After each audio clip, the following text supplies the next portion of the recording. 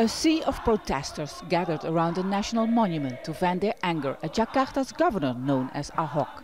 It's the biggest rally so far since the controversy involving the Christian governor began in September. That's when a video was circulated online, appearing to show Ahok criticizing his opponents, who argued the Quran prohibits Muslims from having a non-Muslim leader. Ahok is facing trial for blasphemy, which carries a maximum sentence of 5 years in prison. Police named him a suspect after a mass rally early in November. But for these protesters, this is not enough. In previous blasphemy cases, the suspects were always arrested. Why not this time? An unprecedented show of force by Islamist and other Muslim groups in Indonesia, while the government has been trying hard to defend the country as a multi-religious pluralist nation. Looking at this rally, this could be harder and harder to defend. President Joko Widodo, who has said that political actors are behind the protest, made a surprise visit to the rally. Widodo is an ally of Ahok and urged for calm. But the leader of the Islamic Defenders Front, one of the organizers of the rally, called on Indonesians to reject a non-Muslim leader.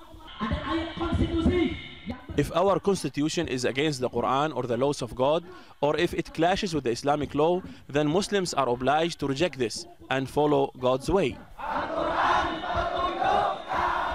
Ahead of the rally, police arrested 10 people on treason charges, including the daughter of Indonesia's first president, Sukarno.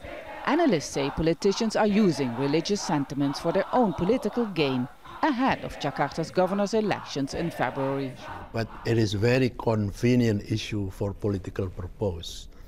So it seems to me that as long as Mr. Ahok is still there, and even if in a scenario that he will be acquitted, then probably there will be no end of this kind of a huge protest.